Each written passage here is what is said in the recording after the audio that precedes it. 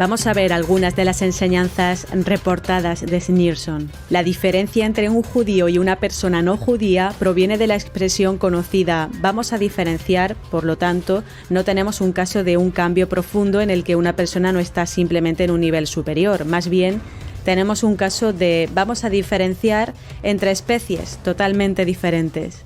Otra cita. Esto es lo que hay que decir sobre el cuerpo. El cuerpo de una persona judía es de una calidad totalmente diferente del cuerpo de los miembros de todas las naciones del mundo.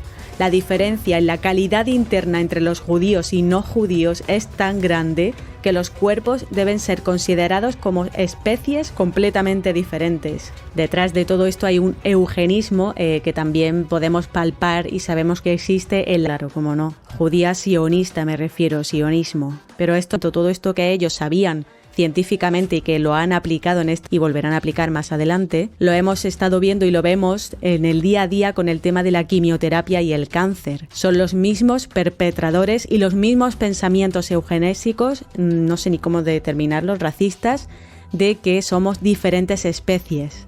Continuamos citando a Schneerson.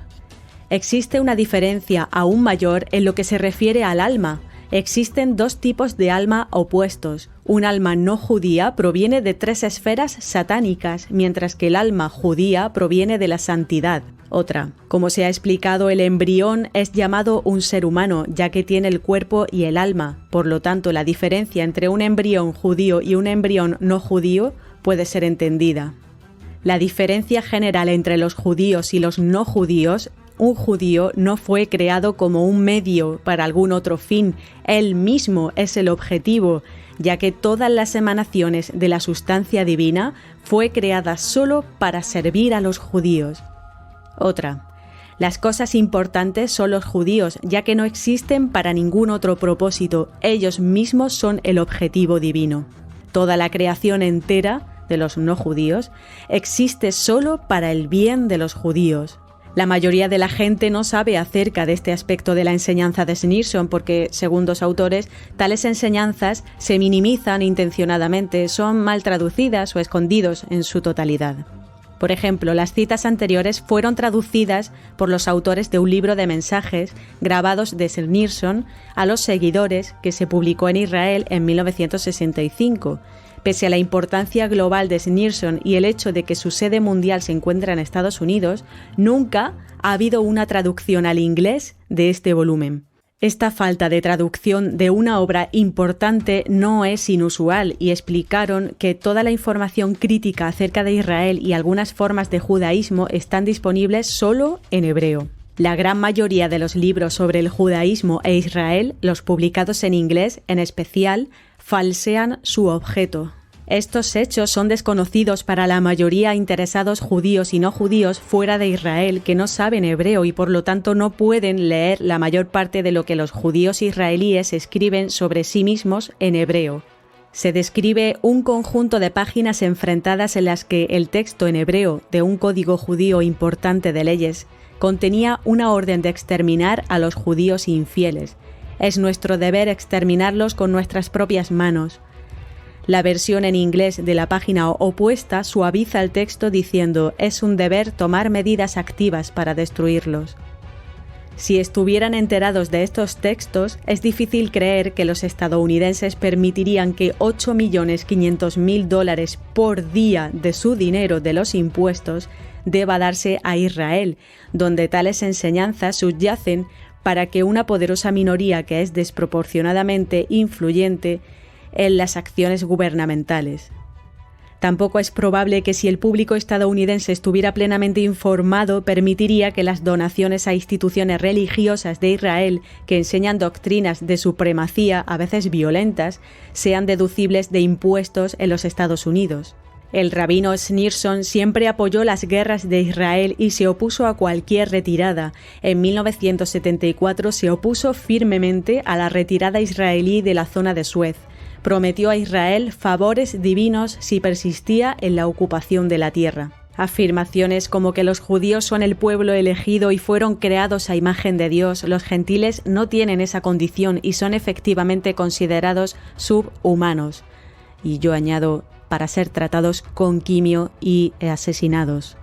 Otra cita: el mandamiento no matarás no se aplica a la matanza de un gentil, ya que no matarás se relaciona con el asesinato de un ser humano, mientras que para él los gentiles no constituyen los seres humanos.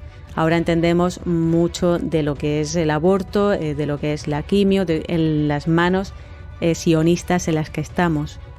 Si un judío requiere un trasplante de hígado para sobrevivir, sería lícito apoderarse de un gentil y tomar su hígado a la fuerza. ¿Qué hay detrás del tráfico de órganos? A lo mejor están también estos sionistas finalmente los que promueven estas mafias. Un rabino asociado, coautor de un notorio libro israelí, afirma que la ley judía a veces permite la matanza de los bebés que no son judíos. Donaciones estadounidenses a la escuela Yad Ginsburg y que publicaron el libro antes mencionado son deducibles de impuestos en los Estados Unidos. Ginsburg, quien respalda el libro, enseña clases en todo Israel, los Estados Unidos y Francia. Tal extremismo se opone a la mayoría de los israelíes y las principales autoridades religiosas judías lo condenan. Un gran rabino dijo, por ejemplo, de acuerdo a la Torá, todo hombre es creado a imagen de Dios. Sin embargo, estos puntos de vista extremistas siguen ejerciendo una poderosa influencia, sionismo influencer. Pero además, manuales militares israelíes a veces replican enseñanzas extremistas. Por ejemplo, un folleto escrito por un capellán jefe decía: en la guerra, cuando nuestras fuerzas asaltan al enemigo, se les permite, y hasta ordenado por la halajá, matar incluso a buenos civiles. Tales declaraciones del rabino de las Fuerzas Armadas de Israel fueron destacadas durante el ataque a Gaza que llevó a cabo Israel en 2008-2009, ocasionando la muerte de 1.400 habitantes de Gaza, aproximadamente la mitad de ellos civiles. En 2007, el ex rabino jefe de Israel, Mordechai Eliyahu, llamó al ejército israelí a cometer asesinato en masa de palestinos. Ledman informa que algunos rabinos israelíes extremistas enseñan que los 10 mandamientos no se aplican a los no judíos, así que matarlos en la defensa de la patria es aceptable. La ley de nuestra Torá es tener compasión de nuestros soldados y salvarlos. 1000 vidas no judías no valen la uña de un judío. Otro ejemplo es Manis Friedman, un rabino de Chabad Lubavitch. Transita hoy al país como un portavoz de Chabad. Yo no creo en la moralidad occidental, como por ejemplo no matar a civiles o niños, no destruir los lugares sagrados, no luchar durante las temporadas de vacaciones, no bombardear cementerios, no disparar hasta que disparen primero, porque eso es inmoral.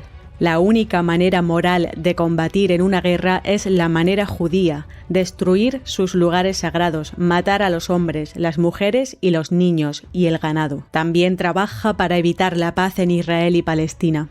A mediados de la década de 1970, Schneerson decidió que el Partido Laborista era demasiado moderado y cambió su apoyo a los partidos más derechistas hoy en el poder. Estamos hablando de 1994.